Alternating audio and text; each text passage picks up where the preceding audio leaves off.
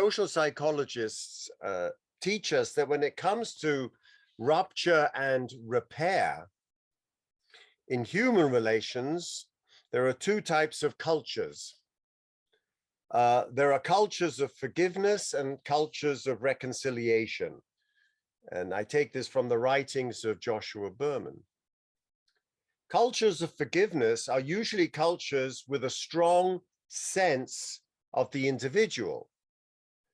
The offense is unfair and unjust. It creates a debt to the one who is aggrieved. The apology of the offender allows the release of guilt. The apology pays off the debt and heals the insult and the injury. It allows for the aggrieved to achieve emotional closure.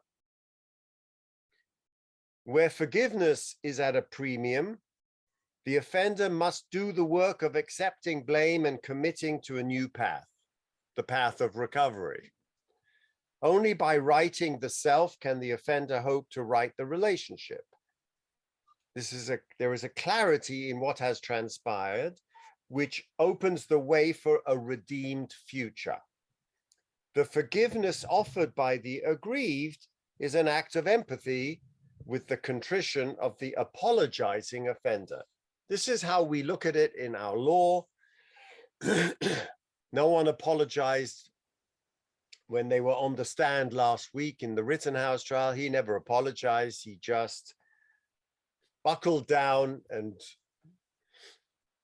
there was no sense of remorse. There was no sense of apology of this individual. In contrast, cultures of reconciliation, not forgiveness, but reconciliation, tend to focus not on the individual, but on the collective. Who I am is entirely bound up with who we are. I, as a Jew, am offended as a Jew, not as an individual, when someone makes an anti-Semitic comment, let's say, in the army.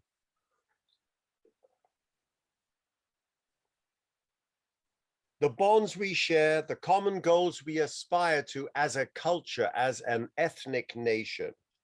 So now when a relationship is ruptured, a premium is placed on re-emphasizing and re-achieving harmony with those around me. It's not about me, the individual, anymore. Here, the value is placed on letting go. Introspection by the offender and offers of apology are welcome, but they're not essential. Now, not all are able or willing to do that kind of work, that cultural work, and those cannot be preconditions for restoring harmony. The closer the dependence between the offender and the aggrieved, the more important it is to forego processes that we would call asking for forgiveness, and the greater the need for all parties to move to reconciliation. The deep cleansing of introspection and forgiveness may not even be achieved. It doesn't matter. So cultures of forgiveness emphasize the peace within us. Cultures of reconciliation emphasize the peace between us. Cultures of forgiveness seek to clear the air about what transpired between the individuals. In cultures of reconciliation, the air about what exactly happened is clouded by the smoke of the peace pipe. I love that expression.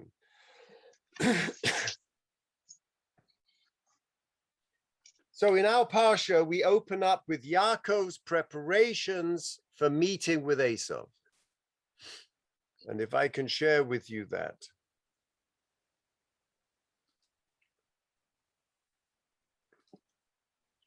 Vayiso Yaakov Einav v'hine Esau ba imo. And Jacob now is coming back to the land, and he is sent, messengers are sent to him that Esau is coming with him, and 400 men. 400 men. So his brother is in the land of Seir. And he's coming to meet him. And so Yaakov has a panic attack, and he splits the children, Leah and Rachel, and the shtei shvachos, and he puts the shvachos before and Leah afterwards, and Rachel even in the furthest protection. V'hu avar lifneim, and he stands in front of them. And now he meets Esau, vayishtachu arzo,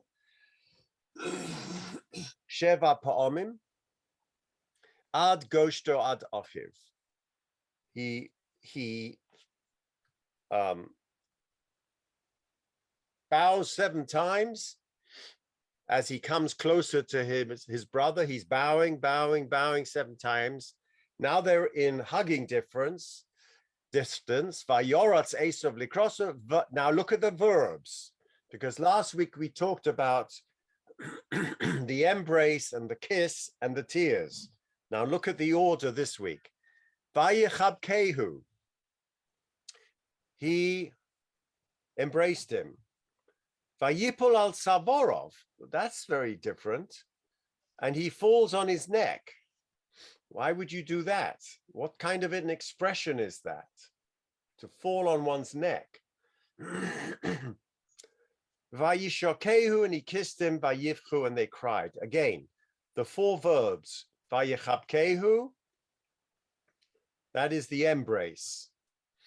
This is an individual embrace, which we will then transfer from a culture of the individual in the Bible to a culture of reconciliation in the collective of the descendants of Jacob and the descendants of Esau. That's why I brought you Joshua Berman's framing narrative.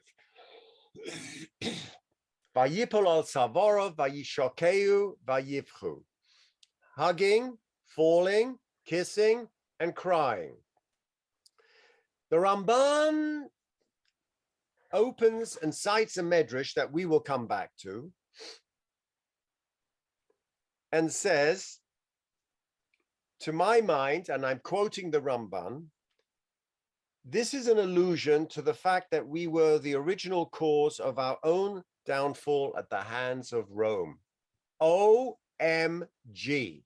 The Ramban is looking at this bowing 7 times, this act of reconciliation with Esau. Who is hugging who? Who is falling on whose neck? Who is kissing who? Who is doing the crying? And the Ramban says, for the Hasmonean kings of the Second Temple period made a treaty with Rome. Sefer HaChashmonaim brought it down. And some of their representatives even went to Rome, as he says in Vayikra 26:15. And this was ultimately the cause of their falling into their hands, as is recorded in the teaching of our sages and well known in historical works. The Ramban is using this as a proof text that what we did, Ramban's talking in 10th century, 11th century, Spain, looking at Sefer Yosipon, Josephus, 1st century, and the rabbis of the Talmud. And he is saying that in fact,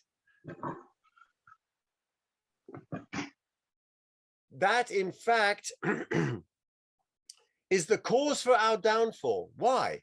Because we made a deal with the children of Esau. We made a deal with Rome.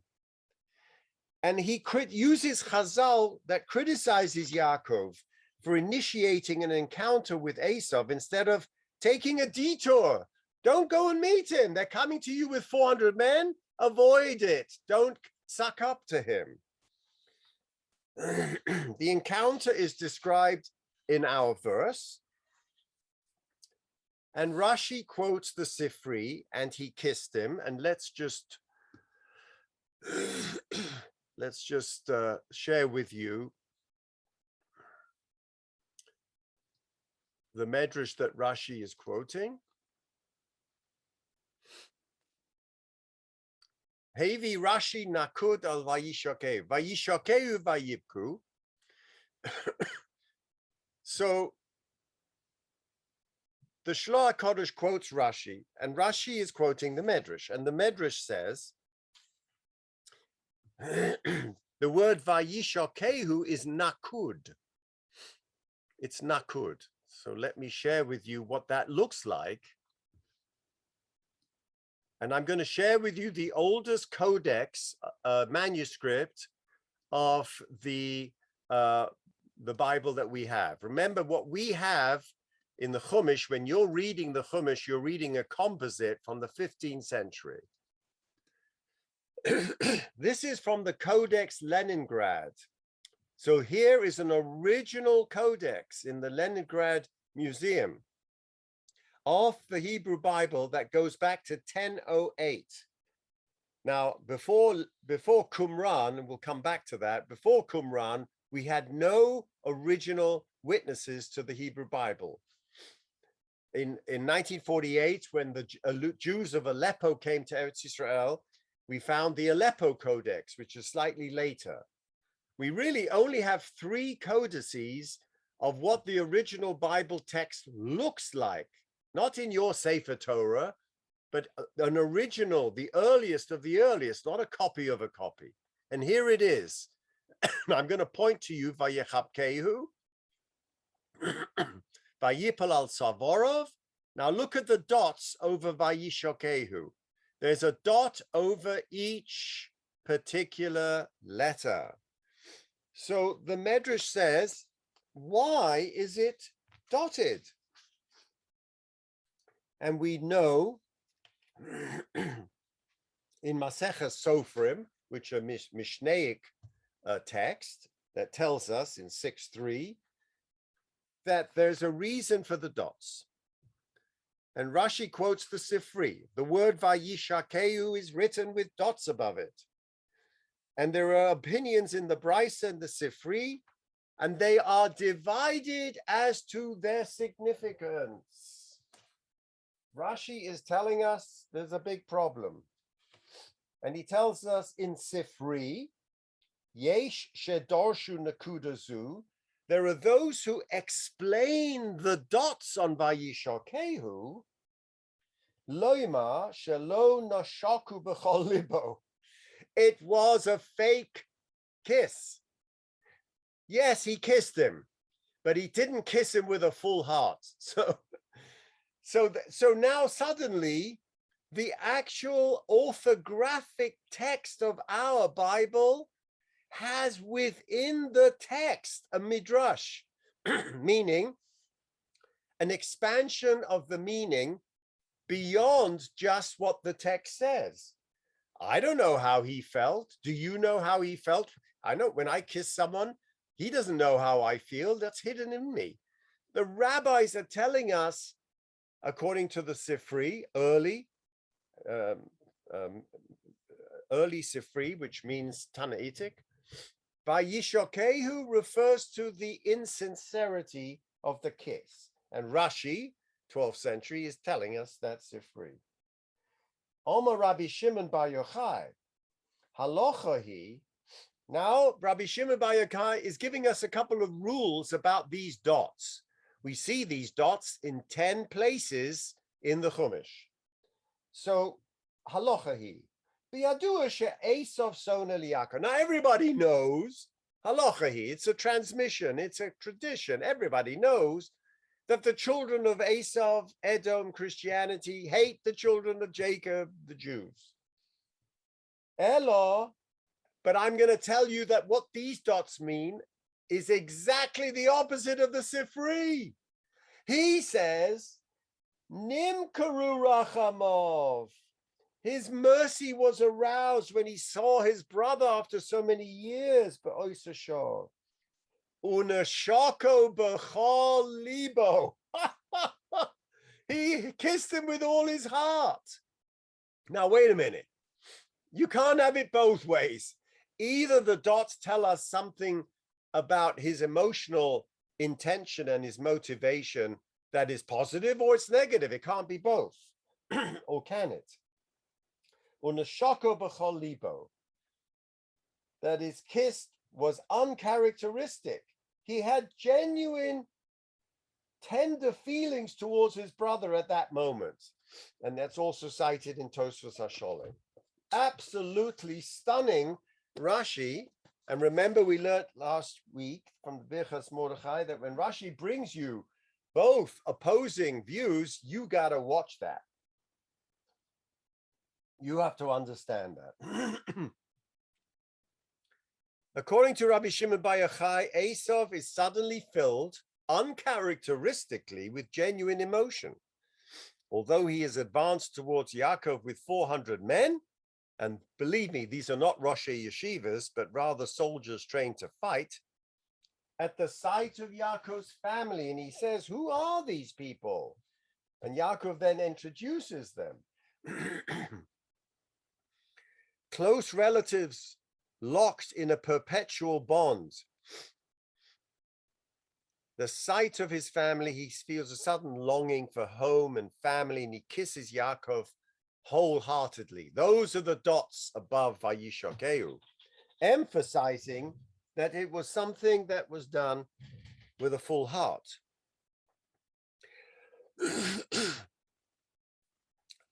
A person's attitude towards family members is rarely apathetic. He either loves them or hates them. We know a family's member's background, and therefore we develop specific expectations of them. And when they fail to materialize, it causes hatred and grudges. And here, these hatreds and grudges are completely dissolved in that moment of Vayishakehu. Now, other commentators, medievalists to be sure, like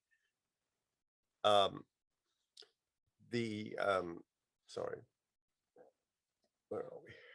Like the Ibn Ezra. Come on. The Ibn Ezra says, and he kissed him.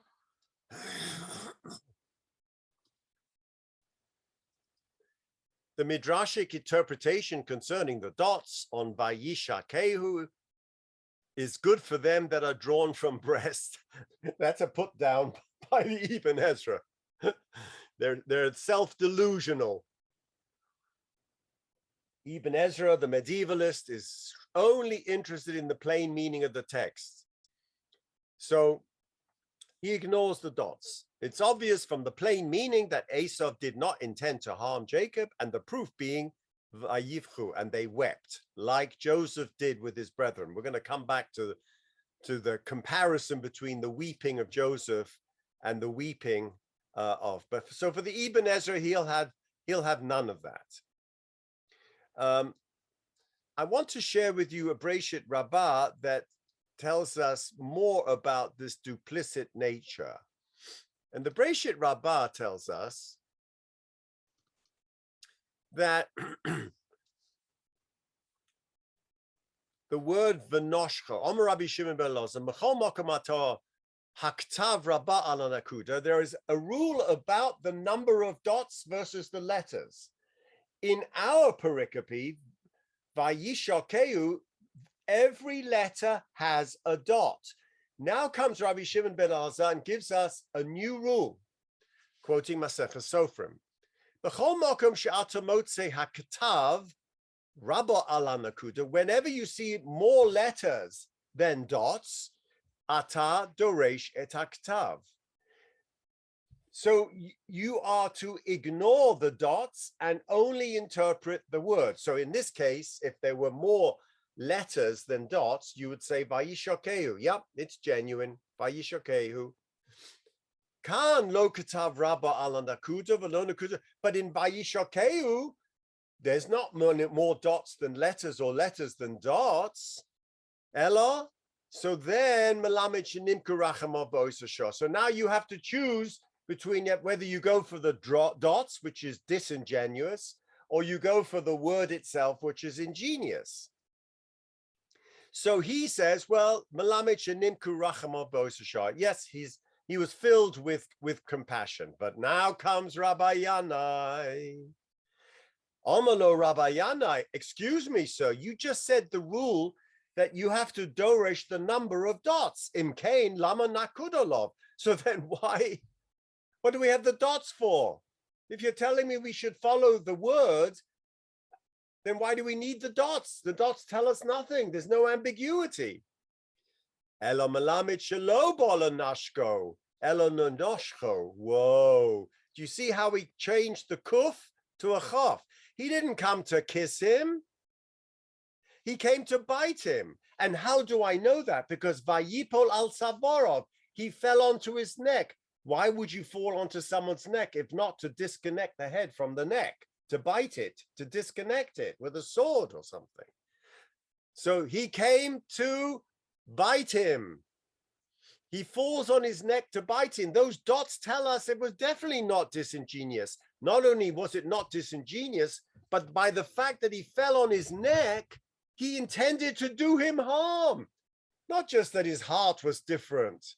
He intended to do violence, to actually kill him, to disconnect his carotid artery, to garrot him.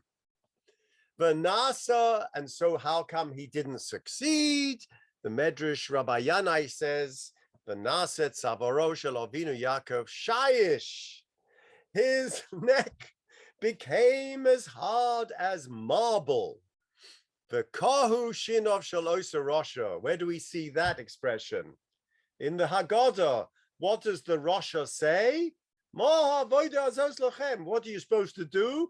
Hake shinov. You gnash his teeth in the Haggadah. The same expression. The kahu shinov shel osa rosha. And that osa rosha, he broke his teeth on that marble. Ma Talmud loma vayivchu. So then what does it mean they cried? Remember, there are 5 verses. Vayechabku, they embraced. Vayeshakehu, they kissed. Well, he didn't kiss, but he bit him. Right? Vayipol tzavro vayeshku. Then what's vayivchu? They were crying. What are they crying about? Oh, Rabbi Abahu b'shem Rabbi Yochanan meise min hachot tzavarech kemigdal Hashem. Now, if you go to the Medrash Rabbah in Shir Hashirim, oy vavoy vavoy, what do we hear about that? Remember, the beloved is telling us the beauty of your neck is like a tower of marble, Kamigdal Hashem. But the Midrash says something very, very dark. Oma Esav Arosha, Eini Horekes Yaakov Bekeshes Ubechatzim. I am not going to kill him with a keshet, with a bow and arrow. Elo befi ubashinai. I'm going to kill him with my mouth and with my teeth. As it says, Vayishakehu. Al tikri Vayishakehu, Elo Vayishakehu. He didn't kiss him, but he bit him. V'naset tzavaro kasher shelesh. And that becomes the paradigm of the cultural wars between Esau and Yaakov. Why? We have 2 separate interpretations. We have Rabbi Shimon ben Elazar that takes a very, shall we say, sympathetic view of Esau and thereby with Edom, and then comes under criticism of the Ramban. What are you going to Edom to make peace with them? What is this business? And the other is someone who had direct experience with 3rd century Palestine, Rome and Greek in Palestine, was Rabbi Yanai, who lived in Caesarea. He lived in Caesarea, and we learn from Shaul Lieberman that he was one of the colleagues and teachers, according to Lieberman, along with Rabbi Abahu of Oregon. Now, who was Oregon? Oregon was an interpreter, Christian interpreter of the Bible. So if we want to read Oregon, we get a 3rd century view of what the Christians in Caesarea down the road from Rabbi Yanai and Rabbi Abahu were saying about the same text. Remember, they'd learned Hebrew from them. And Oregon says in the Hexapla, an anonymous remark on the verse with the following note in Greek. This is a translation from the Greek. Vayishakehu is dotted in every Greek Hebrew Bible, pante in Greek. Not to indicate that it should not be read, but now fasten your seatbelts. We have some extra textual, extra Mishnaic, extra rabbinic source says, the wickedness of Esau is hinted by the Bible. He treacherously kissed Jacob. Oregon rejects the alternative interpretation that the dotted letters should not be read, meaning that the dots were an indication of a doubtful reading. But he says that it should be interpreted the way Rabbi Yanai and Rabbi Abahu interpret. So what do the dots mean? Let's go to modern scholars. Shemayahu Talmon, the late Magnus professor of Bible at Jerusalem's Hebrew University, argued that the dots, which are called special dots, in Latin puncta extraordinaria, found in the Masoretic text, and in certain Qumran texts, you will see those dots. They had multiple uses. They were for Talmon a kind of nota bene, NB, calling special attention to a word or phrase. So the dots were a way for later scribes to call attention to something in the Torah, that there's a problem with the text. Now, how can we say there's a problem with the text? Well, if I wouldn't have read this, I could not have told you about this. But if I bring this to your attention, you will have to agree with me that we have a text from Avot de Rabbi Natan. Now, Avot de Rabbi Natan is a Tanaitic text. And I will read to you the Hebrew whilst you follow along in the English. And this will blow your mind. So Rabbi Avot de Rabbi Natan says, when Jacob came to pass Canaan, Esau says, I will not slay with bows and arrows. We learned that already from an earlier text. But with my mouth and with my teeth, I will slay him.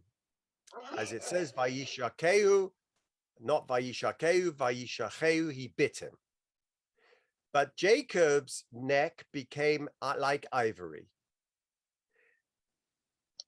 Okay, quoting from Shir Hashirim. And now he says, Velomo nokud, why is it punctuated with dots? Oma Ezra. Ezra says the following. Remember, he's coming back from Babylon to Eretz Yisrael, and he's reconstructing the texts, our sacred texts. Lama nakud. Kach Oma Ezra. Im yovo Eliyahu v'yomali. If Eliyahu comes and says to me, excuse me, what's going on over here with this text? Why are you doing stuff like that? Why did you put the dots on top of Vayishakehu? Oime ani lo, I will tell him. Kvar nikadeti alehem. I did that.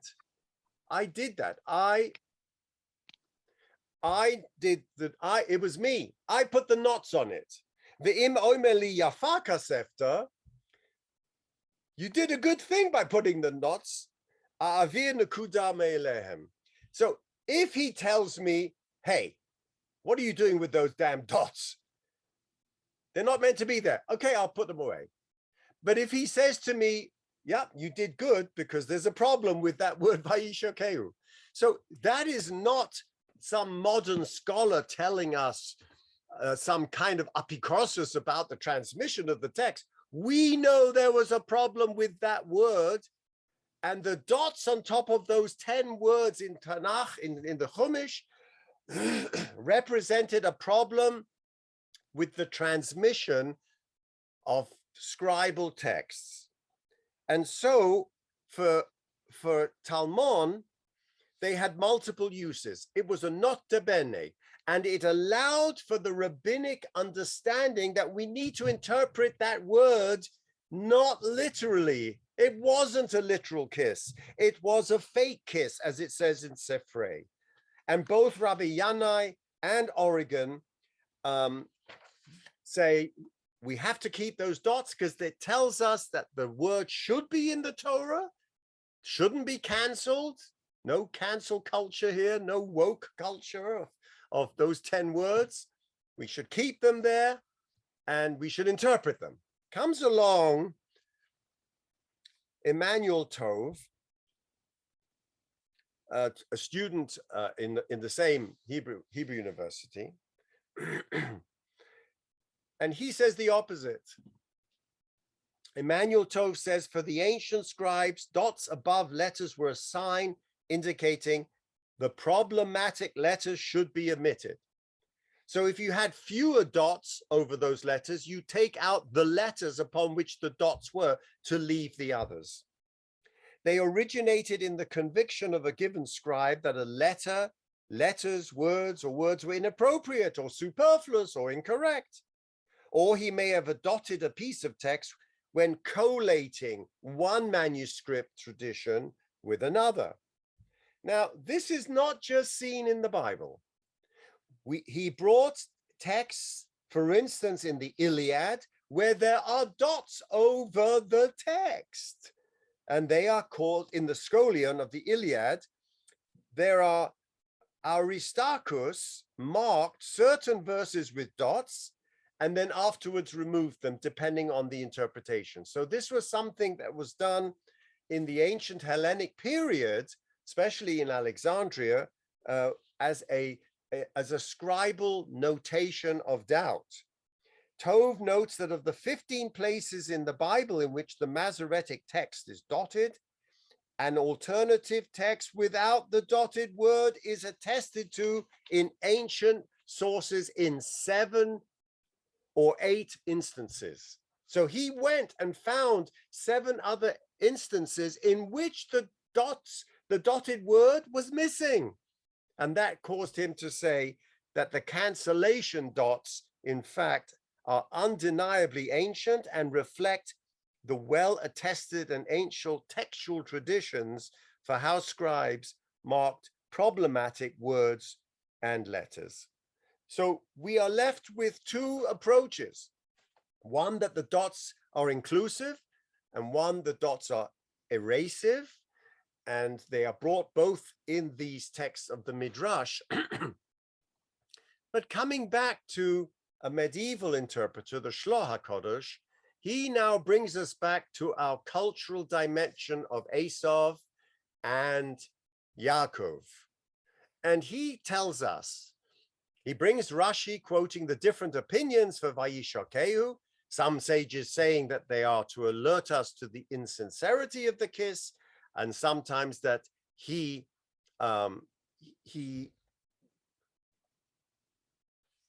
was, his emotion was stirred, shenoshku b'chol libo, and he wants to tell us that that is actually going on archetypally. Esav isn't Esav and Yaakov is not Yaakov.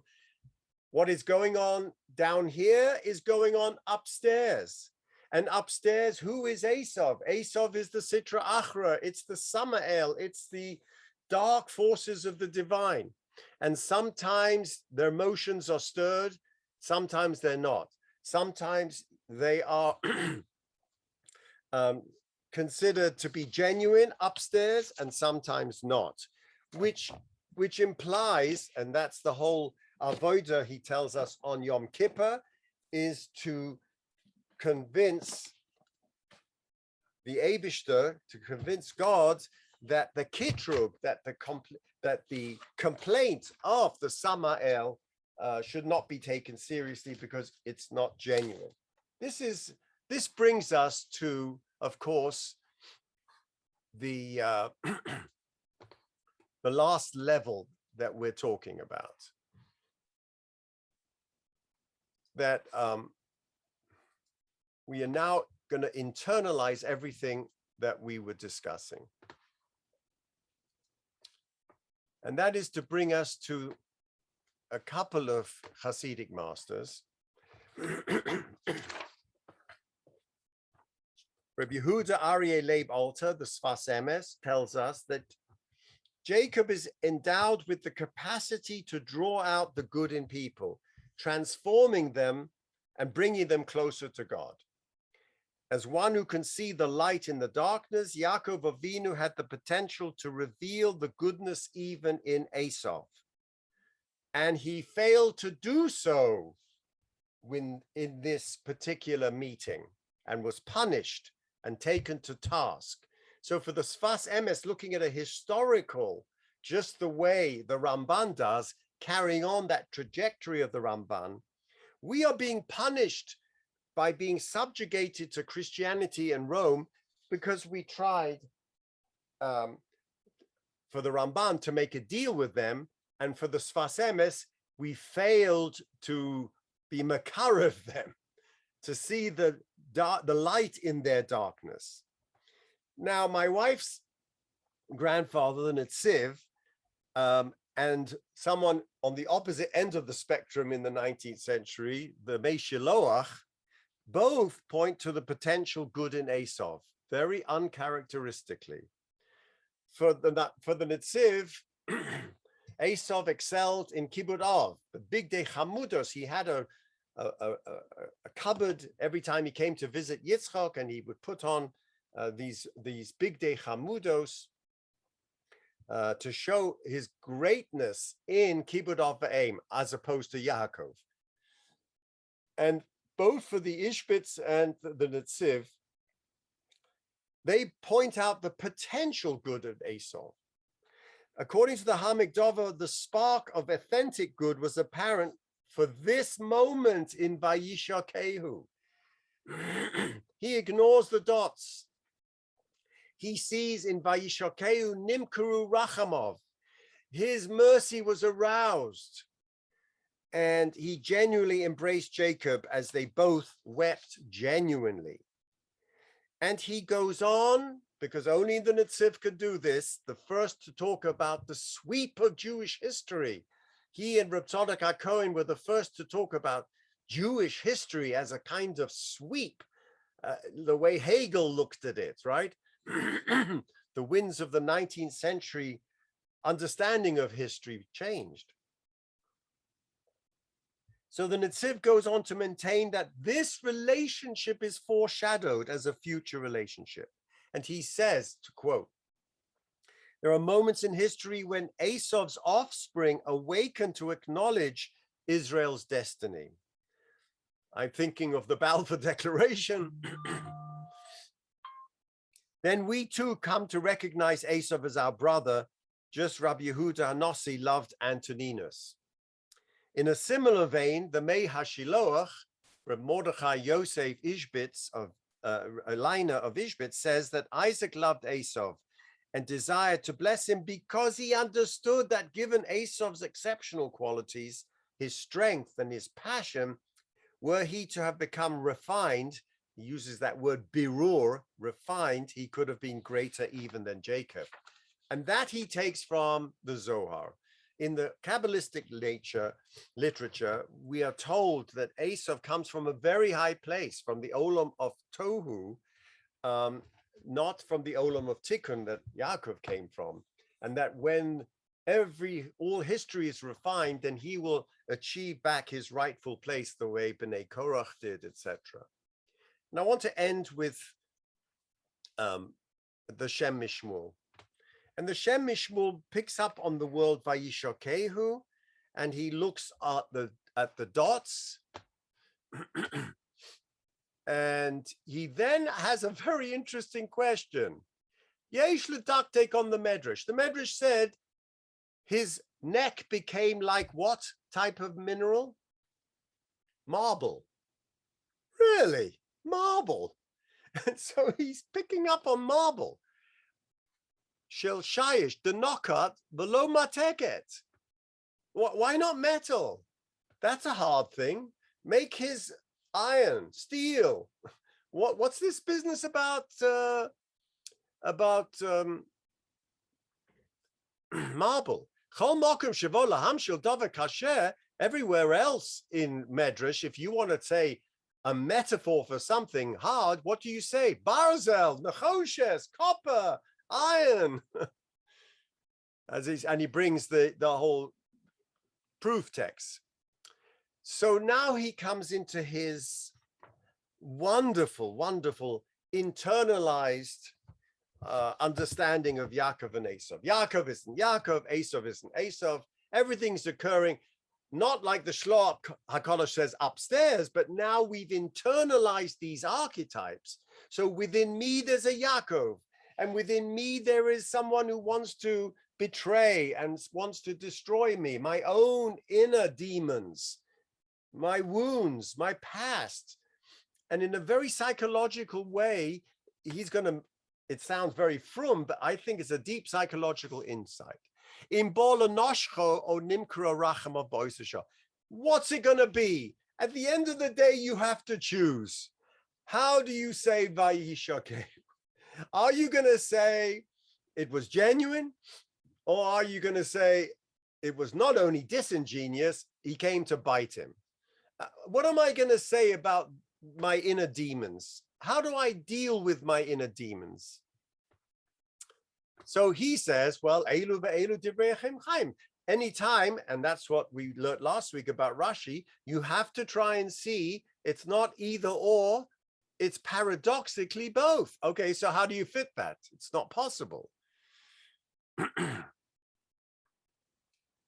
So when Jacob says to God before he meets up that night, Hatzileni midei achi midei Esav, he picks up on that wonderful expression. That's miyutar. It's redundant. Just say, please save me from Esav, or save me from my brother. Why save me from my brother from the hand of Esav?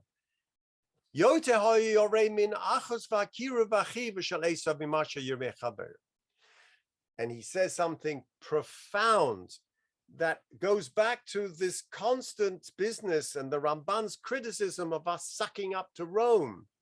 He says, don't suck up. He says, I was more afraid of my dveikuso. I'm more afraid of his genuine kiss than I am afraid of his bite. Why? Because bidveikuso elov lemoshcheu birshuso lachnis bo kochos roim amoshchem lara. Because if I go to Rome and I negotiate, then what's going to happen to me? I'm going to see Rome and the Pantheon. I'm going to see the Senate, and I'm going to be introduced to all. And what's going to happen to me? I'm going to be sucked into that culture.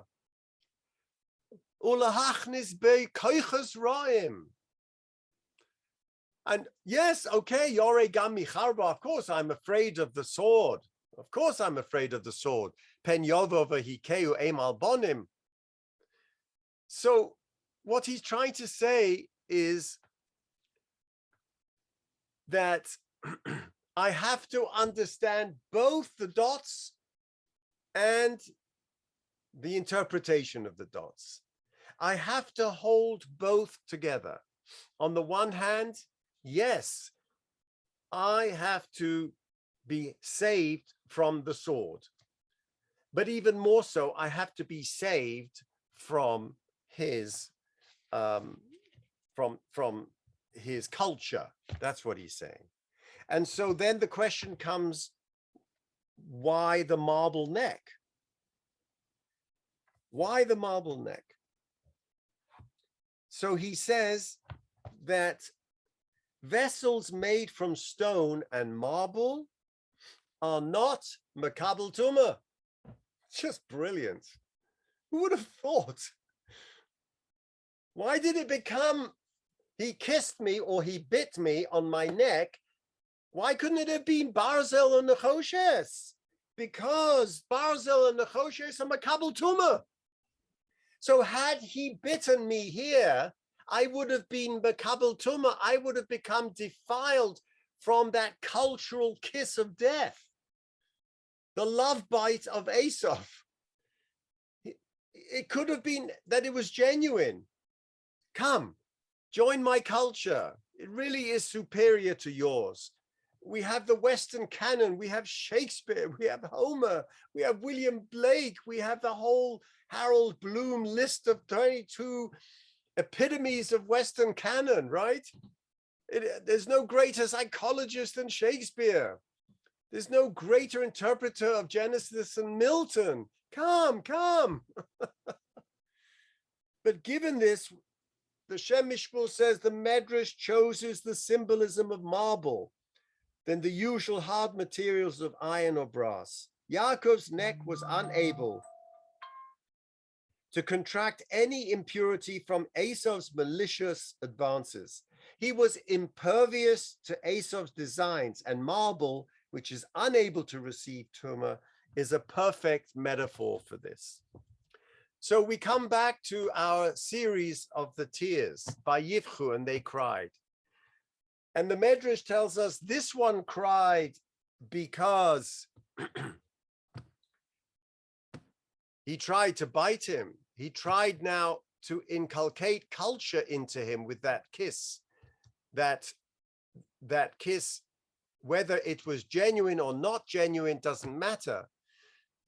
But it was a kiss of cultural death. And what is Esau crying about? He's crying that his teeth, were hake'eshino, that his teeth were in fact gnashed by the refusal of Jacob to receive that blessing. And so I leave you with this thought, that the tears of Jacob when meeting Esau are paradoxical tears. And the tears that we have to shed as we grieve our past, our wounds, as we go through the grieving process as we age. For me, it's the harm I've done to others and the amends I need to make to others and to myself for the harms I did to myself in my life. We have to bring compassion. I think that that's what's coming through between the two midrashim, how to look at that Esau. I trust him, but I don't trust him. I accept his genuineness, but at the same time, I have to respond to the fact that he won't allow me my own integrity to be me with my own voice and my own narrative. He wants me to be the Rosh Hashiva. He wants me to be this Godel. He wants me to be something I'm not. So I have to bring compassion to those past wounds. And I bless you all to understand that in the tears that have to be shed as you grieve those past wounds, that we come to the healing for all of us. Have a wonderful, wonderful week.